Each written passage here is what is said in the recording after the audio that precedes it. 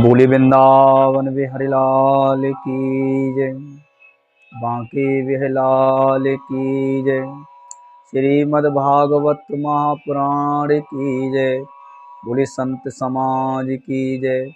बोले भक्त समाज की जय। बोले बांके बिहारी लाल की जय। बोले सुखदेव भगवान की जय। गुरुर्ब्रह्मा गुरुर्विष्णु गुरुर्देव महेश्वरा। गुरुर्साक्षात् परब्रह्मा तस्मै श्री गुरुवे नमः। सच्चिदानंद रूपाय विश्वोत्पत्त्यादिहेतवे तापत्रे विनाशाय श्रीकृष्णाय वयं नमः।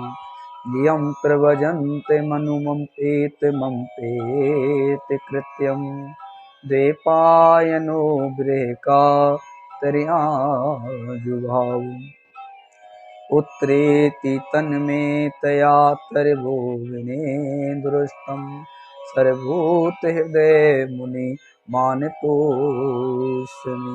भगवान सुखदेव जी के चरणों में प्रणाम करते हुए कथा आरंभ करते हैं। श्री सुखदेव जी महाराज कहते हैं, राजन, अति संपत्ति होने पर जीव अभिमान में भरकर अपने आप को खो बैठता है। जीव अभिमान में आकर अपने आप को खो बैठता है। उसको किसी की कही हुई बात और दी हुई वस्तु अच्छी नहीं लगती। इसी विषय में देवराज इंद्र जा रहे थे। रास्ते से दुर्वासा ऋषि आ रहे थे। दुर्वासा ऋषि का दर्शन हुआ। देवराज इंद्र को दुर्वासा ऋषि ने अपने गले की माला पहना दी, और जब माला पहनाई, हाथी ने सूंड से माला को तोड़ दिया। हाथी ने जब माला को तोड़ दिया, सूंड से पैर तले वे कुचलने लगा। दुर्वासा ऋषि को बिल्कुल अच्छा नहीं लगा। दुर्वासा ऋषि को बहुत बुरा लगा। आपको मालूम होना चाहिए, आप लोगों को पता होना चाहिए, ध्यान से सुनना। पुष्पों में लक्ष्मी जी निवास करती हैं। पुष्प कभी भी पैर तले नहीं कुचलना चाहिए। कोई साधु संत महात्मा ब्राह्मण आपको प्रसाद दे, उसे माथे चढ़ाइए, उसे सर पे चढ़ाइए। वो तो मानव के कल्याण के लिए दे रहे हैं। वो तो मानव कल्याण के लिए ही ये सब कुछ देते हैं। ध्यान देना सज्जनों, जिस घर में संध्या काल झगड़ा होता है, वहां लक्ष्मी नहीं रुकती। सूर्य उदय और सूर्य उदय के समय, सूर्य अस्त के समय भोजन नहीं करना चाहिए। और जो भोजन करता है वह लक्ष्मी से निराश रहता है। लक्ष्मी उस घर में नहीं रुकती। संध्या के समय सौभाग्यवती जो स्त्रियां हैं, उन्हें सर नहीं गूंथने चाहिए। दुर्वासा ऋषि ने इंद्र को श्राप दे दिया कि तुम दरिद्र बन जाओ। जब देव और दैत्यों का युद्ध हुआ तो देवताओं की पराजय हुई, देवता हार गए। अब देवता जब हार गए, ध्यान देना, देवता हार गए, समुद्र मंथन हुआ। सज्जन ध्यान दें आप, मन ही तो सागर है। अरे सतोगुणी वृत्तियां ही देव हैं, देवता हैं, और रजोगुणी वृत्तियां ही राक्षस हैं। बुद्धि रूपी मथनी के ऊपर जब हम अपने मन और चित्त का मंथन करते हैं, शोध करते हैं, आत्मचिंतन करते हैं, तो अच्छा बुरा ज्ञान विज्ञान अमृत विष आदि निकलते हैं। बांसुरी नाग को रस्सी बनाया और समुद्र मन। वो लक्ष्मण भगवान की जय। सुंदर धनुष निकला, चंद्रमा निकला, कई प्रकार के रथ निकले, कई प्रकार की अप्सराएं निकली। लक्ष्मी जी का प्राकट हुआ, जो भगवान विष्णु की भार्या बनी। तो लक्ष्मीनारायण भगवान की जय। सज्जनों, अमृत कलश को लेकर धनवंतरी निकला, और धनवंतरी जब अमृत कलश को लेकर निकला तो दैत्य लोग छुड़ाकर भाग गए। फिर भगवान विष्णु मोहिनी बनकर के आए और मोहिनी बनकर देवताओं को अमृत पिलाया। समस्त देवताओं को अमृत पिलाया। कथा आप लोग सब जानते हैं। एक दैत्य देवताओं की लाइन में आकर बैठ गया, उसने भी अमृत पी लिया। भगवान का सुदर्शन चक्र उसके धड़ को अलग कर देता है। उनको ही राहु केतु कहते हैं। प्यार से बोलो राधे राधे। समस्त देवताओं को मोहिनी बनकर के भगवान ने अमृत पिलाया। मेरे गोविंद के नाम में वो सामर्थ्य है। हम कितने भी ऊंचे पद पर क्यों ना बैठ जाएं, बिना गोविंद के नाम के सज्जन मोक्ष नहीं मिल सकता। बिना गोविंद के नाम के मोक्ष नहीं मिलता। इसलिए ही महाप्रभु चेतन देव कहते हैं, परमात्मा के नाम से बढ़कर मुक्ति का कोई साधन नहीं है। महाप्रभु चेतन देव ने कहा है कि गोविंद के नाम से बढ़कर मुक्ति का कोई साधन नहीं है। और देवता जो हैं अमृत को पी करके मेरे गोविंद को ही भूल गए, अहंकार हो गया उन्हें। बताओ उनका कल्याण कैसे होगा? कल्याण होगा कैसे उनका? मेरे गोविंद को भूल गए, मेरे ठाकुर जी को भूल गए। आप लोग ध्यान देना, दुख में सुमरन सब करें, सुख में करे न कोई। जो सुख में सुमरन करे, तो दुख काए को होए। ये मेरी व्यासपीठ कहती है, ये मेरी अपनी अपेक्षा है। अगर हम सुख में भगवान को याद करेंगे तो जीवन में दुख आएगा ही नहीं। लेकिन हमारी परिस्थितियां उल्टी हो गई हैं। हम अति संपत्ति के मद में कभी कभी देने वाले परमात्मा को भूल जाते हैं। लेकिन मेरी व्यासपीठ कहती है, अगर हम सुख में परमात्मा का चिंतन करेंगे तो जीवन में दुख आएगा ही नहीं, जीवन में दुख आएगा ही नहीं। प्यार से को राधे राधे। प्रहलाद के जो परपुत्र हैं, जो परम संत हैं, जो भक्त हैं, 12 भागवत में 12 भागवत में जिनका नाम है, ऐसे परम संत बलि महाराज ने अपने गुरुजी से कहा। और बलि महाराज ने जब शुक्राचार्य जी को प्रणाम करके कहा, हम लोग देवताओं को मार तो नहीं सकते, तो देवताओं ने अमृत का पान किया है, क्या हम परास्त भी नहीं कर सकते?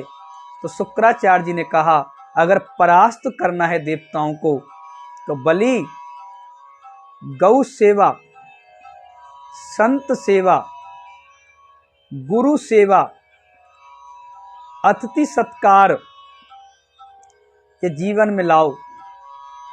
अगर गौ सेवा करोगे जीवन में उन्नति मिलेगी, संत सेवा ब्राह्मण सेवा करोगे तुम्हें यश मिलेगा, अतिथि का सम्मान करो, अतिथि का सत्कार करो। राजा बलि ने बड़ी निष्ठा से गौ माता की पूजा करी, गुरु जी की सेवा करी और अतिथि का सत्कार किया। एक दिन शुक्राचार्य जी बोले, बलि स्वर्ग पे चढ़ाई कर दो। भैया हमारे ब्रज में तो ऐसो कहें, गुरु मेहरबान चेला पहलवान। राजा बलि ने सज्जन और सेना को लेकर के स्वर्ग पे चढ़ाई कर दी।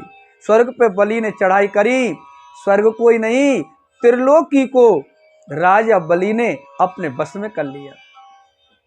अब देवता मारे मारे फिरे, देवता जगह जगह भटकते डोले। ध्यान देना, पुत्र के जीवन में जब कष्ट आता है ना, तो सबसे ज्यादा दुख माँ को होता है। देवताओं की जो माता है, इंद्र की जो माता है, उनका नाम है अदिति। ये कश्यप जी की पत्नी है। कश्यप जी आए, कश्यप जी से कहने लगे, मेरे पुत्र मारे मारे फिर रहे हैं, कुछ करो ना। कश्यप जी ने एक व्रत बताया। इस व्रत को जो भी माता करती है, निश्चित ही उसके संतान की प्राप्ति होती है।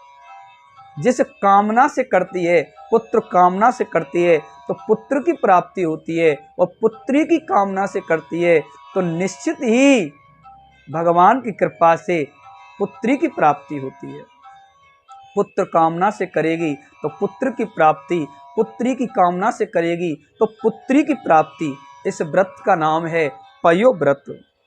फागुन में शुक्ल पक्ष को प्रतिपदा से लेकर द्वादशी तक 12 दिन तक ये व्रत किया जाता है, केवल दूध पीकर। इसमें फल खाना भी निषेध है, केवल दूध पीकर सज्जनों ये व्रत करना चाहिए। इसके 16 मंत्र हैं। ओम नमो नारायणाय स्वाहा, इस मंत्र से खीर की आहुति देनी चाहिए। सब विधि समझा दई, सावधान रहने को कहा, हिंसा ना करना, कभी किसी की निंदा ना करना, रजस वाला स्त्री से बात ना करना,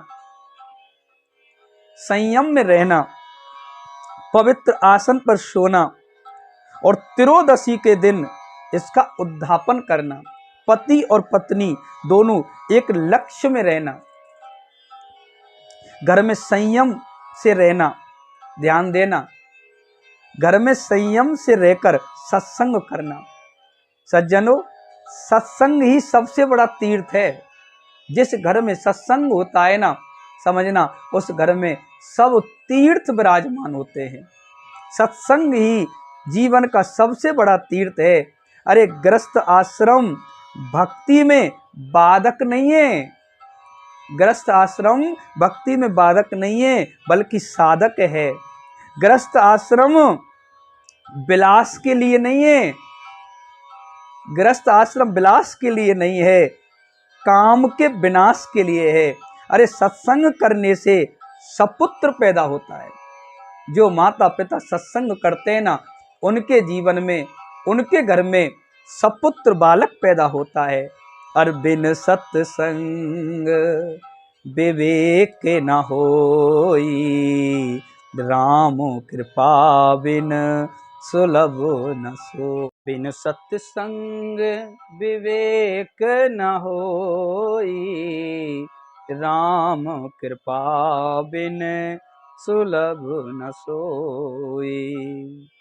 यज्ञेश यज्ञ पुरुषायुत, तीर्थ पाद तीर्थ श्रव्या, सर्वण मंगलम नाम देहेया। सज्जनों ध्यान देना, इस स्तुति को तुम निरंतर जाप करो।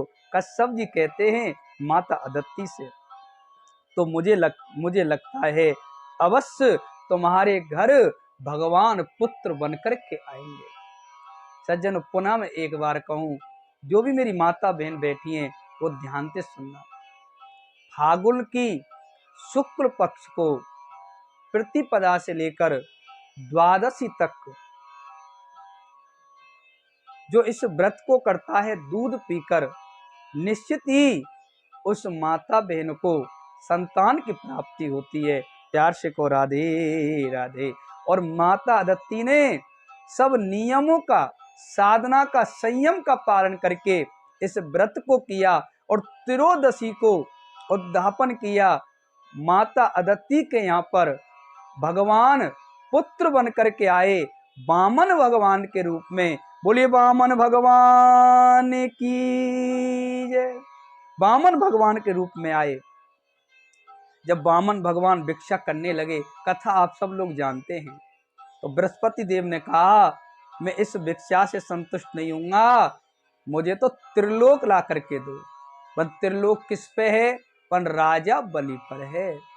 वामन भगवान जो बटुक हैं, जो छोटे से हैं, वामन अंगुल के, हाथ में कमंडल है, एक हाथ में छाता है और चले जा रहे हैं, चले जा रहे हैं, चले जा रहे हैं।